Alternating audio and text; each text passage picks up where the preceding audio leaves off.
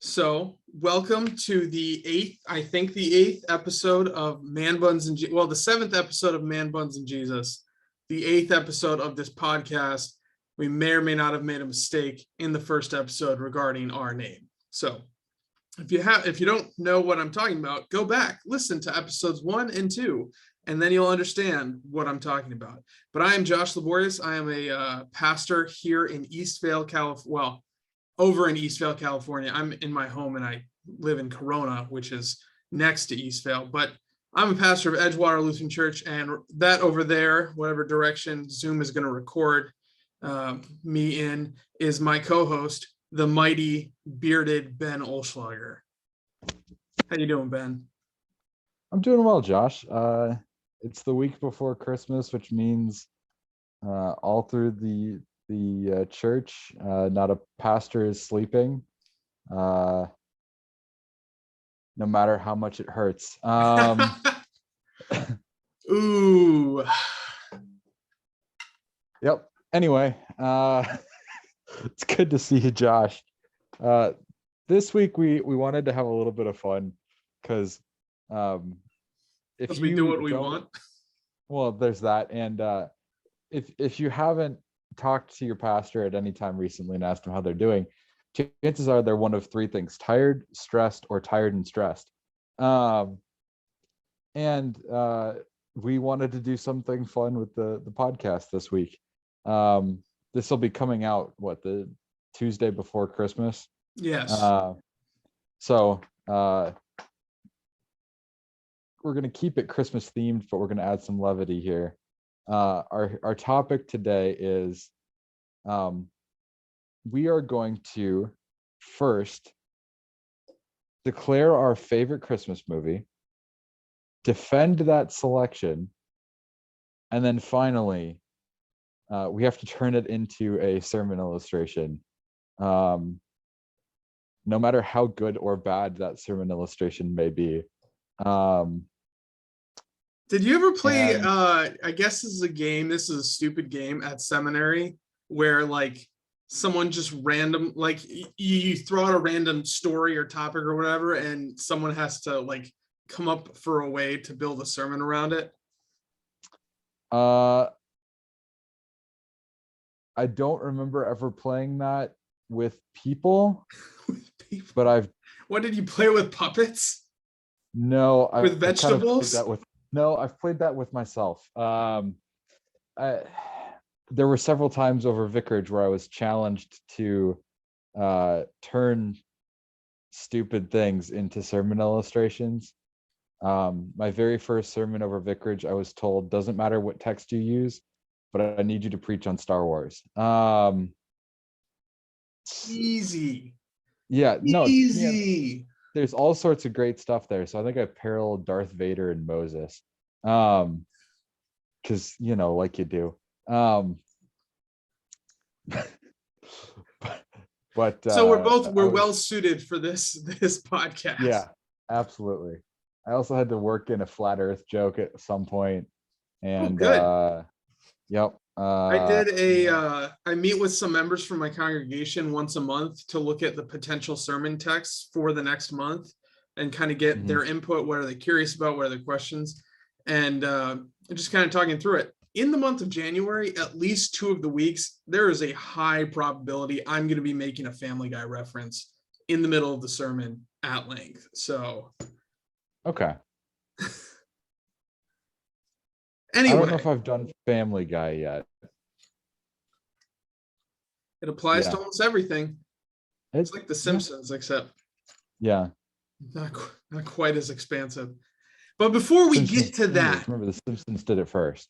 Before we get to that, I have a series of crucial questions for you, Ben. Oh boy. So I had my young adult small group last night, and the topic of the podcast came up. And because they've kind of we've been doing the small group for a while, but we went on a break for a while. Someone made the joke comment, whatever. They're like, so what's it even what's the name now? What is it? What have we sat on? And I said Man Buns and Jesus.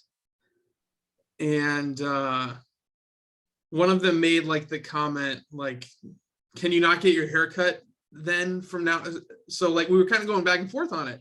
But I came to the realization that like we're calling it man buns and Jesus, but you have been lacking a man bun for the past time. And I said that out loud at The hair is still there. It's there. Well, I said this at the group. I said, well, he's been without a man bun. And they were like, oh, that's so ridiculous. And I said, oh, he's been wearing a hat because he like his hair isn't grown, like he shaved part of it and now it's like scruffy and he's trying to like hide that from his wife.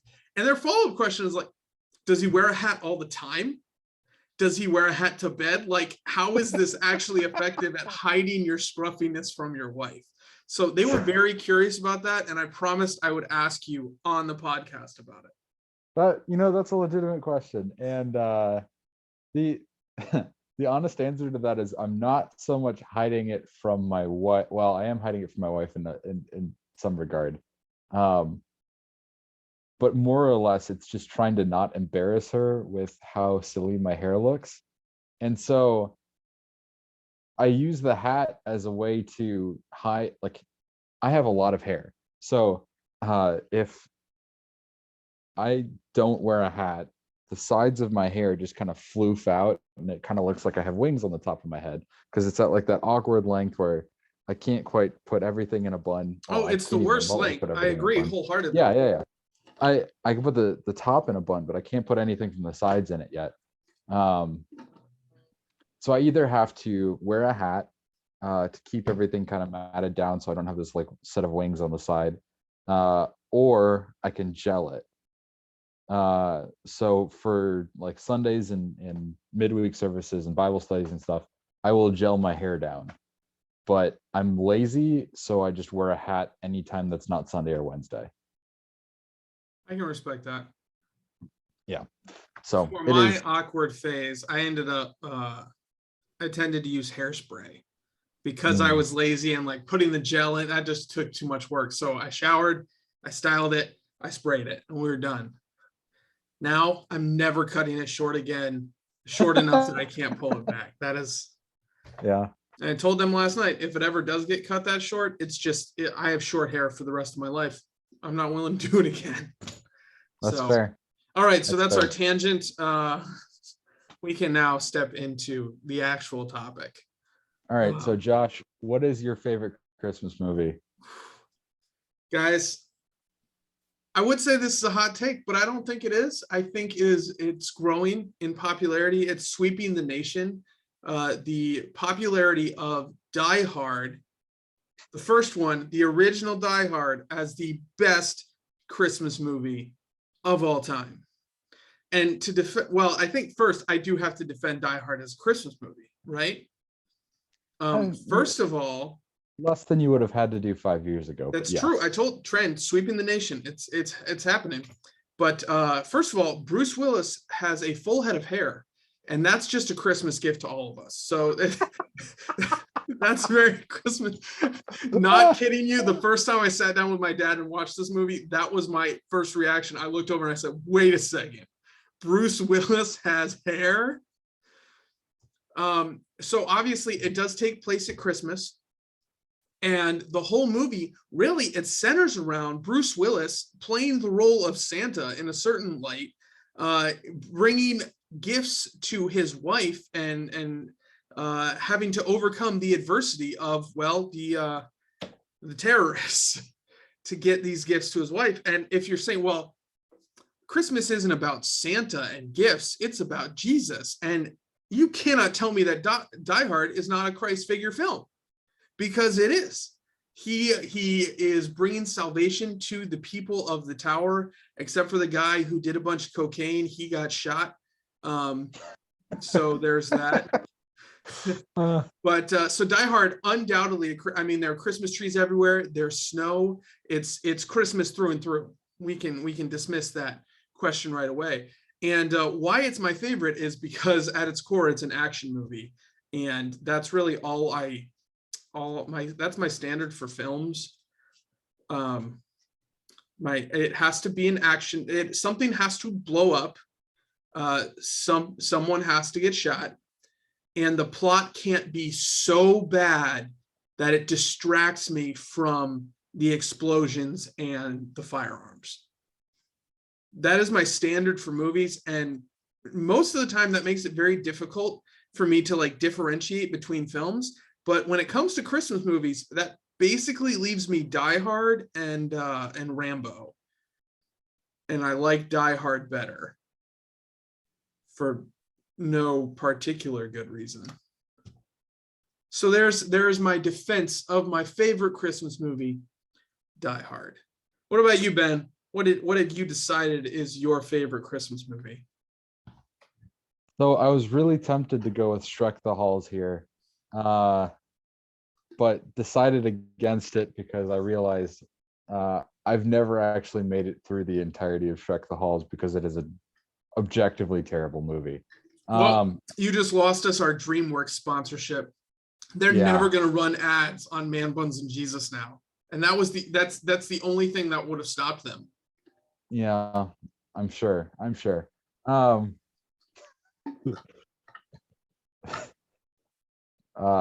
In reality, I had a few selections here, but I think my favorite Christmas movie of all time has to be It's a Merry Christmas, Charlie Brown. And there are a plethora of reasons for so doing. I think everything from the fact that all the adults in the entire special are voiced by trombones. I think that has to be a massive plus. I think the fact that there is a moment in time in which an ice skating dog falls into a lake, that's a pretty special moment. Sounds kind of cruel to the dog, if you ask me. That's fair. There's also Charlie Brown, just in his usual complete and utter lack of any sort of ability or charisma of any kind, and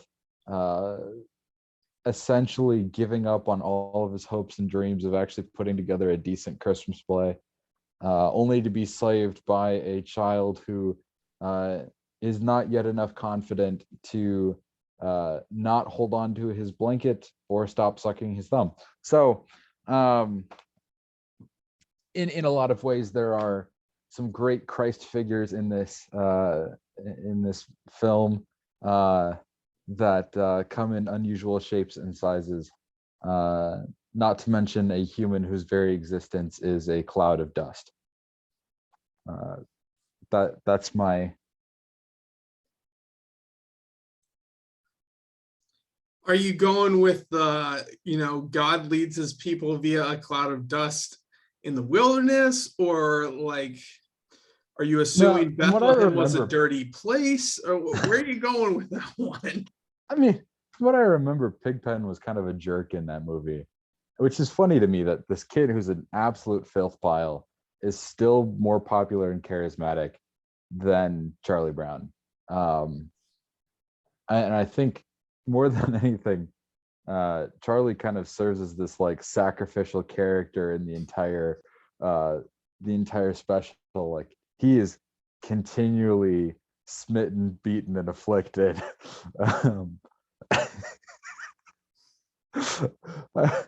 For anyone who still loves the hymnal, these are just killer. For anyone who doesn't know what I'm talking about, I apologize. Why is he using such archaic language?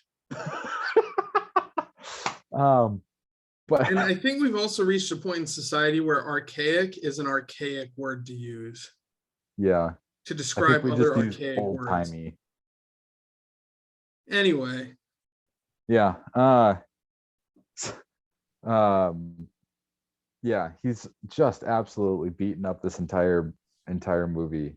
And gets to the end, he picks up this woefully pitiful Christmas tree, and everybody just absolutely gives up on him. Except for you, Ben. You didn't give up on Charlie absolutely, Brown. Except for me, because I am Team Charlie all the way. Except I have more hair.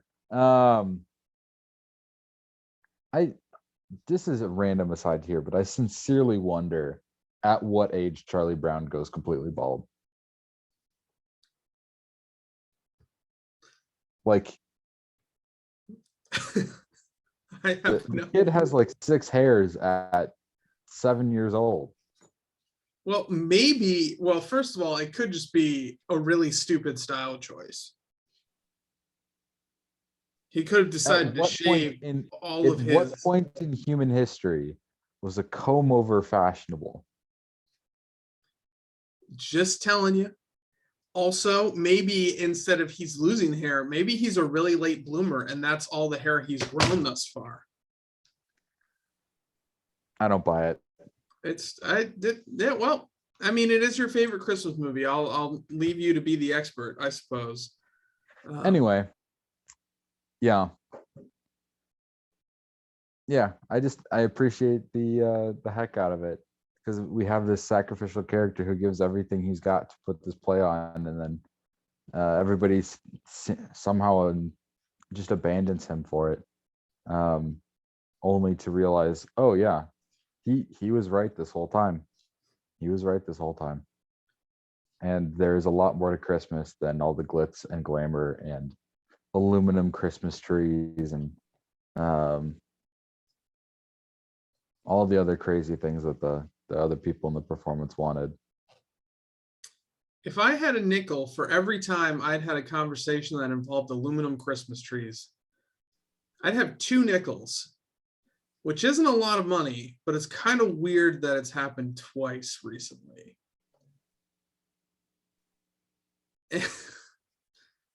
So those are our favorite Christmas movies. And what I would encourage you to do is, if you're listening to this, go ahead and let us know what your favorite Christmas movie is. For an unknown purpose, we might give you a shout out if it's weird enough in the next episode, or not. We'll see. But the next aspect of the challenge was to make it preach, right? Yep. And I think we It could doesn't have to probably be the whole movie. It can be any specific scene from the movie, but you have to preach something from the movie. Well, see, that's exactly what I bet we could go back and forth for a little bit here, because you could preach different sermons connected to different parts of the movie, right? I mean, just low hanging fruit. Really easy example with Die Hard. Like he's been separated from his wife, and he's putting out the effort to go and to try and reconcile that relationship. And like there you can connect it with the Sermon on the Mount, and or Paul's conversations about how spouses are supposed to interact and treat one another and defend marriage. So that would preach. Like, yeah, get that giant teddy bear that probably cost $100 on Amazon. Fly across it. Which, side note, now that I live on the West Coast, I know how much it costs to fly east to West Coast and vice versa, especially on Christmas. John McClane was a hero just for that. So that I guess would be one, but that's not a very Christmassy message. So I think the Christmas message I would go to, maybe I'd take the unlikely hero stance on it and focus on shoot, what's his name? The cop who's there the whole time and actually gets what's going on, but quote unquote more important people keep trying to steal the show or whatever. Yeah, maybe that's what I would preach on. That's a hard one. I normally don't start with like a story or something that I want to work into a sermon. I start with the text and then I pull in the weird random stories because that's how my twisted mind works. So what about you? What are some preaching ideas you have for a Charlie Brown Christmas? So I'm gonna start out with an absolutely off the wall one here.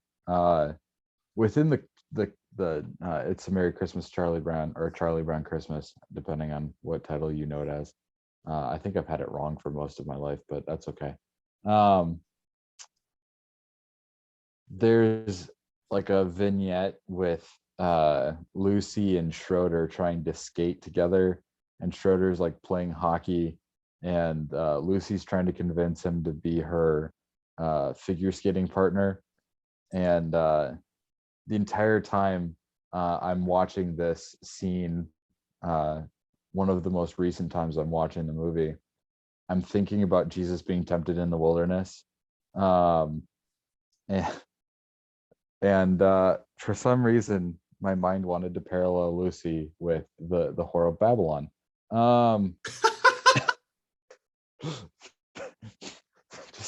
Just desperately throwing herself at Schroeder. No matter if he's playing hockey or piano or whatever he's doing, she's just absolutely throwing herself at this guy that wants nothing to do with her. I don't know if it's Lucy trying to tempt a faithful Schroeder, or if it's a lost and wandering Lucy is throwing herself at an evil Schroeder. But there's definitely an image there that can be preached. And if you're listening to this and taking Ben seriously, you're never going to see Charlie Brown again. Oh, look, the Whore of Babylon just stole Charlie Brown's football. What a terrible thing that just happened right there. Oh, absolutely. Man. That gave me another idea from Die Hard, actually, for a series. Okay. Which gives me an idea for another series. So you could do a series focusing on the villains of Die Hard. Okay. So you focus on Gruber, right, as kind of like this mastermind and very intentionally doing harm, kind of this agent of organized evil. And you would look at like what are those influences in our lives that are these or like things that are intentionally trying to pull you away from the faith, trying to pull you into temptation. And then you have his brother shoot or something, the blonde guy with the long hair that has aggression issues, and you kind of portray him as like this.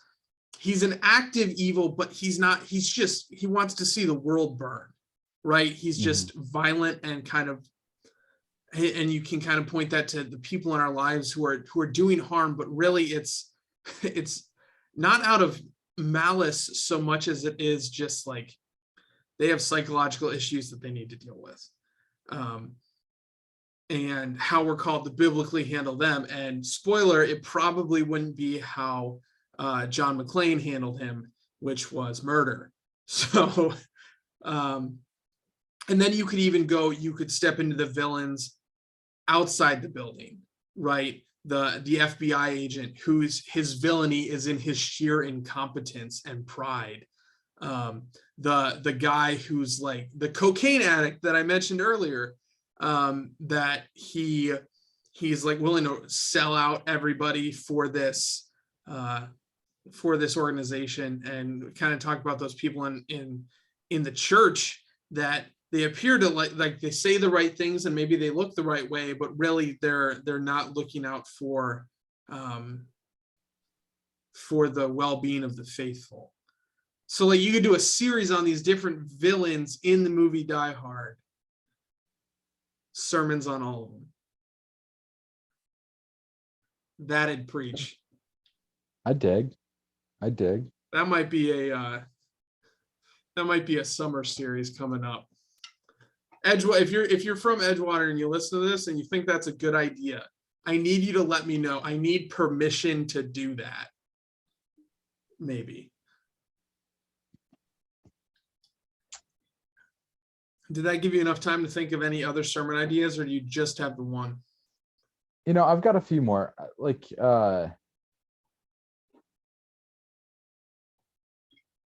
the recently for the Advent services this year, I've been doing a sermon series on the ways that John appears in Luke's gospel. John the Baptist appears in Luke's gospel, and his role as someone who confesses Christ because he has a recognition of who he is. He's someone who greets him with joy and anticipation, and is one who physically helps prepare the way for Christ to come. And you could almost perfectly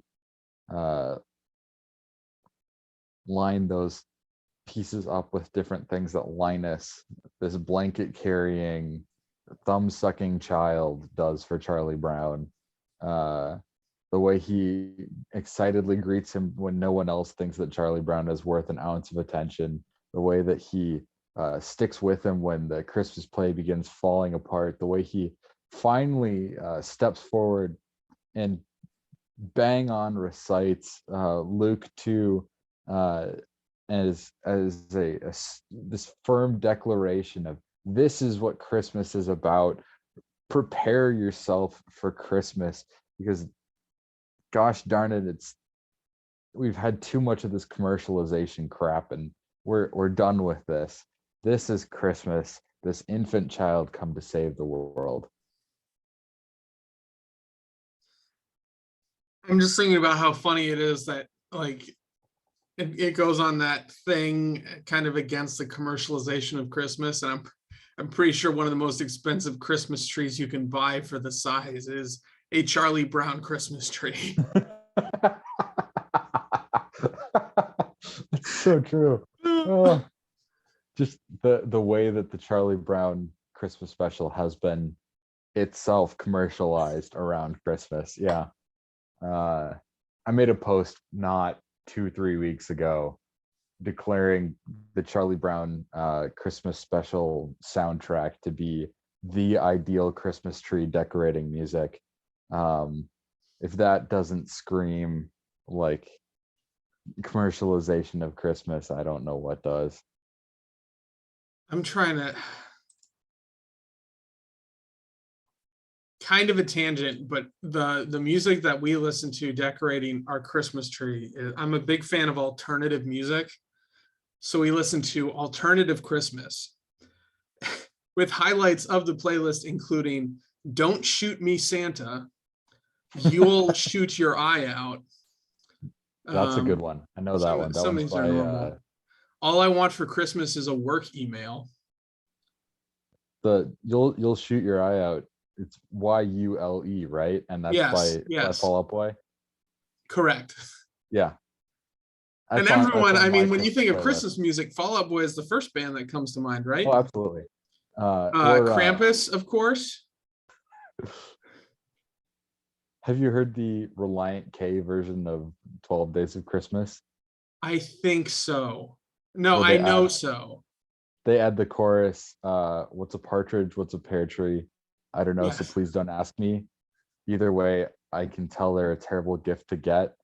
And then they just continue with the song.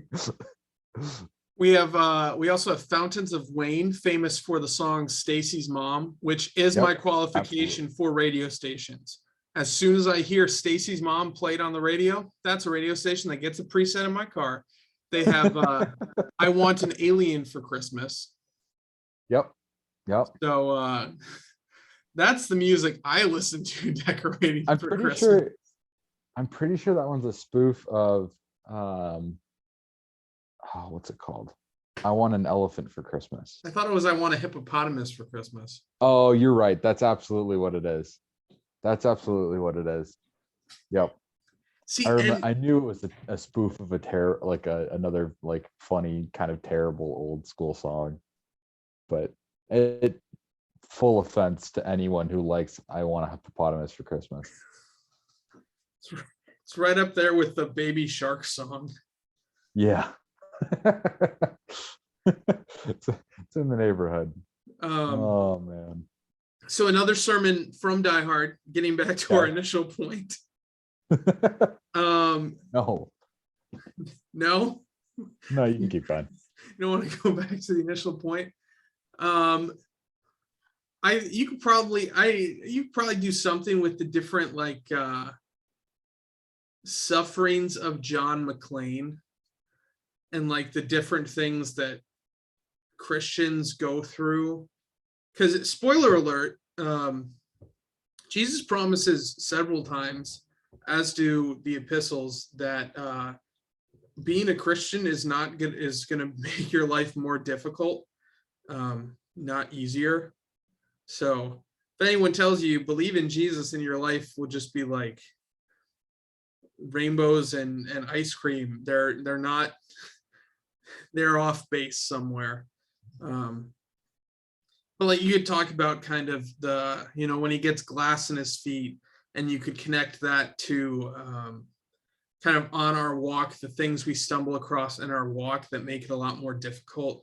But we kind of have to put up with it anyway. You could talk about the false hope we have in different things, like John McClane did in the helicopter, and he looks at the helicopter and that doesn't work out how everyone had hoped. And you can kind of connect that to the different things in a Christian's life that we're tempted to put false hope in, and then it just doesn't work out. You could look at kind of the suffering that he's going through with his wife. I think you could go through kind of all of the different things he suffers with, and you could connect into different things that faithful Christians kind of have to deal with as faithful Christians and make that connection. Man, Die Hard's a great movie. Think about these. This is like 6 months worth of sermons. There you go.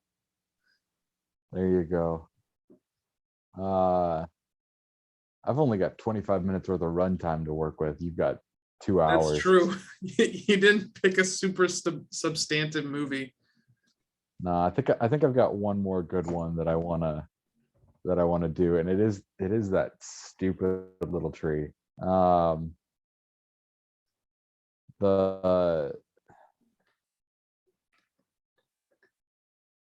In the special, as Charlie wanders off after flipping out on his cast for completely missing the point of Christmas,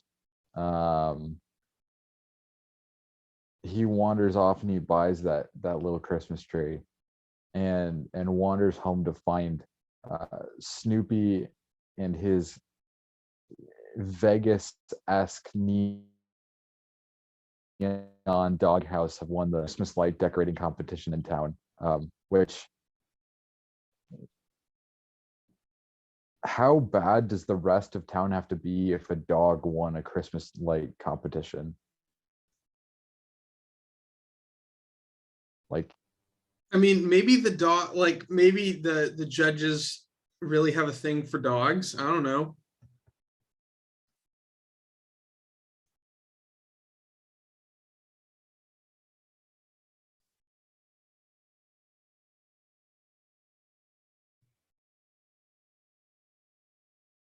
our apologies for the weird jump in audio here. I think my internet dropped for a second, but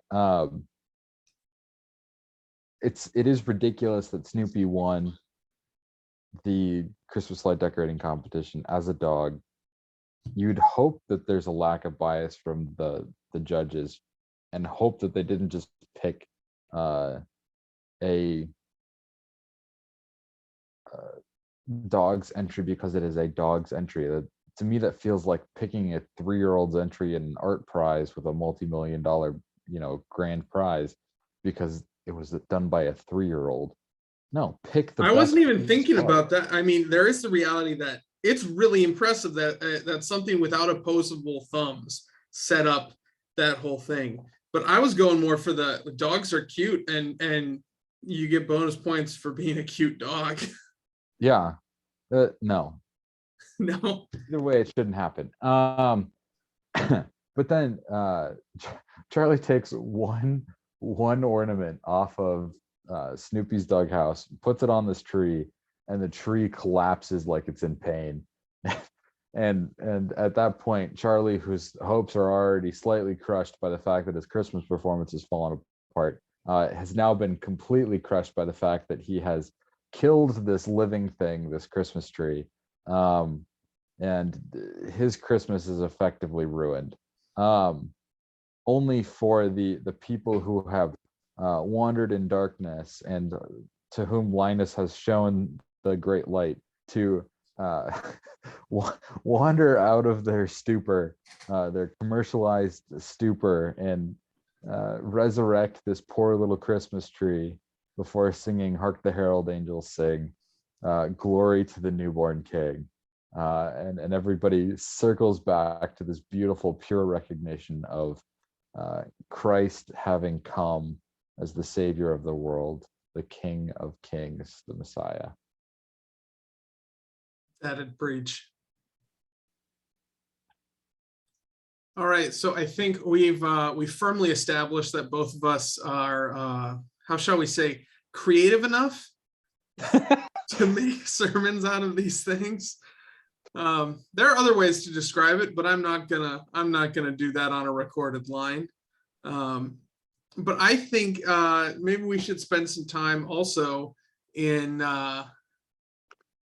maybe our least favorite Christmas movie. Like, are there any Christmas movies that grind your gears? Oh, Is that a yes? Is that a hard yes? there are some that every year when I see them, I turn them off.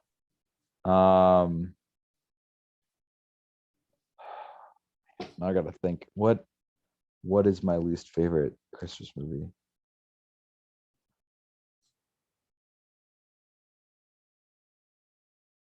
Man, that's a good question, Josh. See, we kind of preempted the favorite Christmas movie part. We did not preempt the least favorite Christmas movie part. Yeah. Well, I gotta tell you, I think mine, honestly, is the generic Hallmark Christmas movie.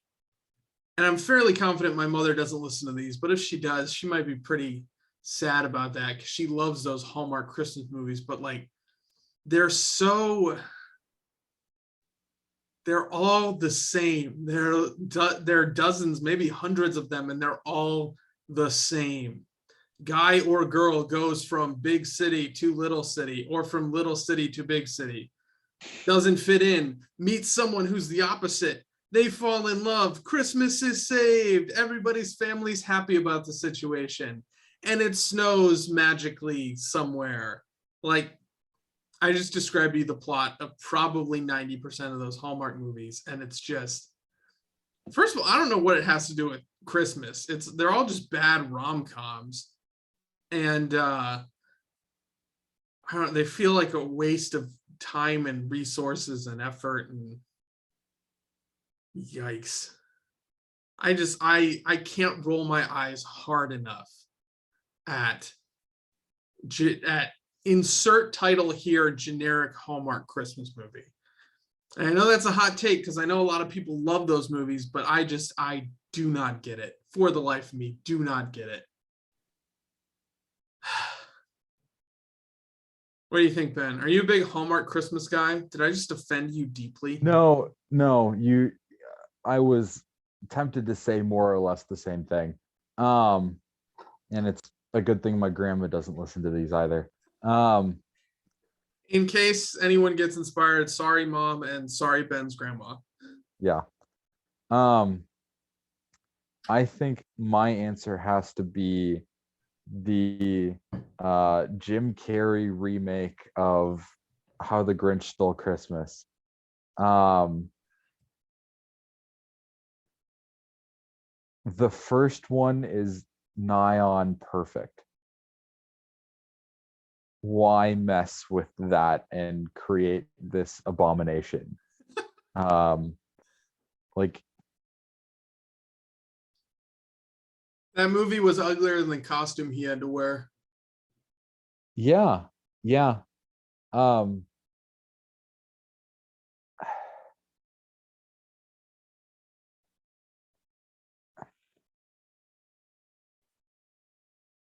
Genuinely don't know whose set design and production budget was lower, that movie or the attempt at making an Aragon movie. Oh, oh. Speaking of messing with great things, oh, that movie was the worst ever. So I would say that it narrowly beats out the Grinch. So, That's the nerve there, Ben. I didn't think we were going to have that conversation today. You're welcome. We can go through a counseling session if you need some time to process this, because I remember being so excited for that movie, And then that was the disappointed. first time in my childhood I walked out of a movie theater utterly disappointed. I've left terrified. I've left like, maybe a little upset, but you just utterly disappointed. I left thoroughly upset because, well, and my whole, first of all, they botched the story completely. But Absolutely. they also, in the process of botching the story, they killed all hope for the rest of the saga. Because they like casually discarded the main villains of the second and third book. So Yep. But that's Seventh Circle of Hell. And the Grinch, we'll call it like 5.5 or something. Is that fair? Is that appropriately aggressive towards both of those movies? Give me 1 sec. Ben's doing research, guys. That's something we don't do on this show.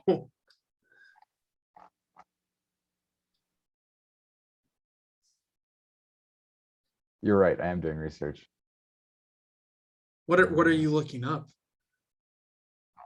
I'm so curious. This is a first. This is a first for all of us. That's why we don't know how to fill the space. We need like a elevator music jingle of like, pardon our technical difficulties. Do. So that there are 2 songs on the soundtrack that are irredeemable. One, there's a Busta Rhymes song featuring Jim Carrey himself guest versing. I don't think I need to add anything to that. And then on top of that, there's a Smash Mouth song that's not All Star. So like,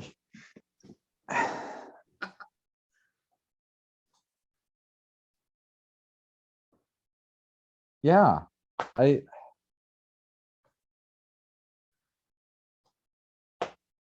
yeah, and if you're listening to this and you're like, hey, I love that version of the Grinch, don't tell us. It's not, you're not, I guarantee you're not changing my mind. You're probably not going to change Ben's mind. All you're really going to do is make us shake our head and maybe think a little less of you. At very least, I will be highly skeptical about any future movie recommendations. Is what it is. Unless you also attempt to recommend The Expendables at the same time. Then there might be some hope for you. Yeah. Some hope. Yeah. So, all right. Do we have takeaways for today? I think my takeaway is go watch Die Hard. Oh, that's a good one. I think we should go watch both of these. If you are age appropriate. Yes. Yes. He does kill all the terrorists. So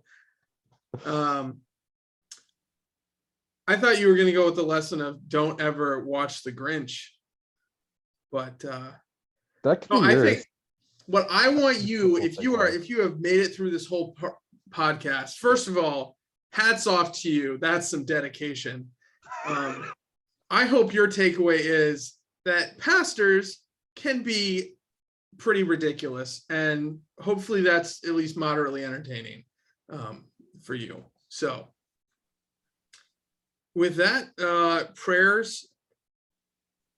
prayer ideas from this, nothing really related to the topic, but now's a good time. Pray for those who struggle around the holidays. Maybe, this was very lighthearted. This was very joyful. I enjoyed this a lot, but the holidays can be a really tough time for a lot of people. So pray for them. Pray for the people who are in positions to support them. And a lot of people travel this time of year. So pray for travels, pray for a lack of traffic, pray that accidents are kept to a minimum, and all that. Those are our prayer ideas for you. So unless you got anything else, Ben. No, I think those are kind of the big ones. And if you feel compelled to say Jesus is the reason for the season, at least do it in a nice way. All right, with that stellar piece of advice, brothers and sisters, go in peace, serve the Lord. Thanks be be to to God. God.